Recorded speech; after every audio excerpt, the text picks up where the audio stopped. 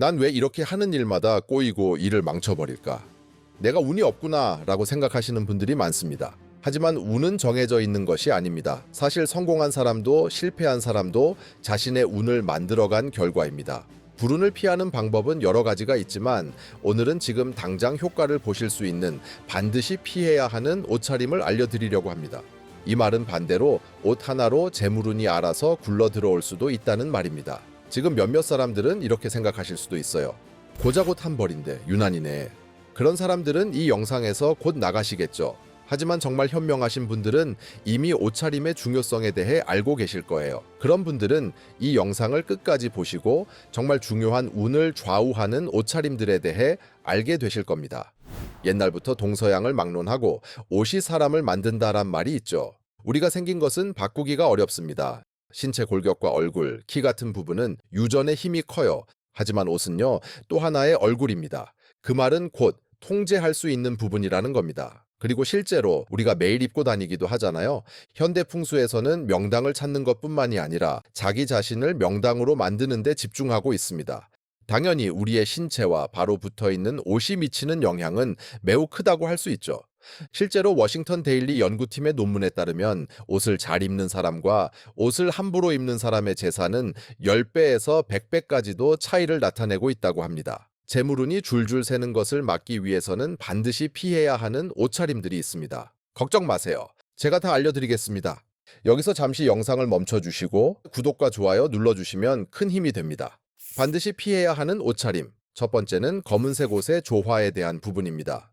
저도 요즘 사람들 검은색 옷 즐겨 입으시는 거 압니다. 검은색 옷 입지 말라는 게 아니에요. 깔끔하고 때도 안 타고 편하게 입기 좋잖아요. 다만 검은색 옷을 입을 때는 조화가 필요합니다. 검은색은 강한 음의 기운을 가지고 있고 휴식과 마침을 의미하는 색이거든요. 생각해 보세요. 우리는 평소 장례식장에 검은 옷을 입고 가잖아요. 검은 옷을 입고 장례식장에 가는 이유는 고인의 죽음을 애도하는 표현이기도 하지만 엄숙하고 단정하게 보이기 위해서기도 합니다. 검은색 옷만 입으면 우리의 기운도 함께 가라앉을 수 있어요. 특히 면접이나 중요한 미팅이 있는 날 검은색 정장을 입으시는 분들이 많을 텐데요. 이때 꼭 기억하세요. 검은 옷에는 반드시 밝은 색상으로 포인트를 주는 것이 필요합니다. 검은색 옷에 대한 이야기를 하면 스티브 잡스의 검은 터틀넥을 떠올리시는 분들이 많아요. 놀랍게도 스티브 잡스 역시도 이 법칙을 지키고 있었습니다. 잡스는 위에는 검은색 터틀넥, 아래에는 파란색 청바지를 세트로 입고 다녔죠. 이처럼 검은 정장에 흰색이나 하늘색 셔츠를 매치하면 음양의 조화가 이루어져 훨씬 좋은 기운이 형성됩니다. 넥타이는 버건디나 네이비처럼 차분하면서도 기품 있는 색상을 선택하시면 좋아요.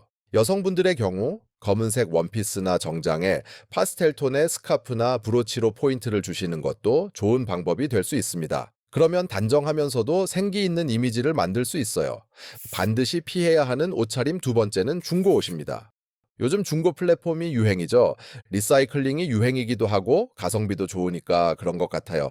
저도 많이 사용합니다. 하지만 보다 보면 중고 옷을 구매하시는 분들이 많은데 그것만큼은 피하라고 말씀드리고 싶어요. 풍수적으로 볼 때 이것은 상당히 위험한 선택이 될 수 있습니다.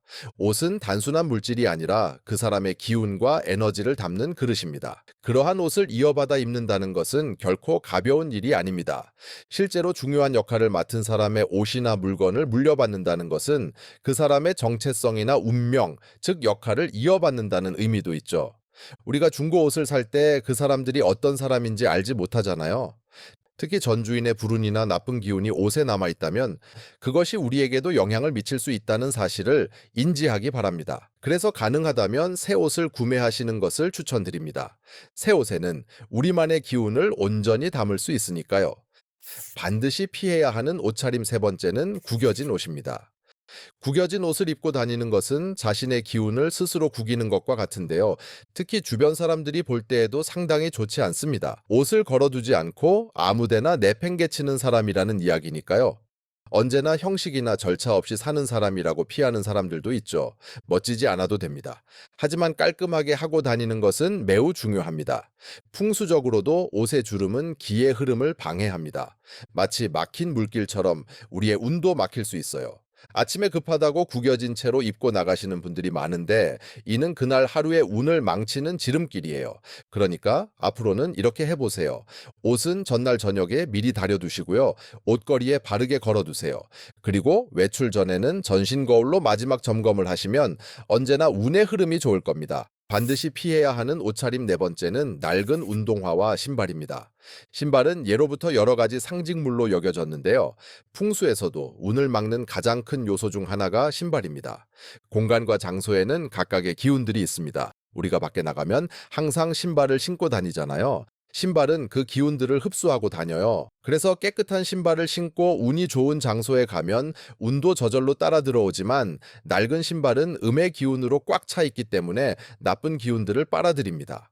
이러한 신발을 신고 다닌다는 것은 과거의 부정적인 에너지들을 매일 안고 살아가는 것과 같습니다. 또한 재물운이나 직장운의 기회가 오더라도 스스로 피해버리게 될 수도 있습니다.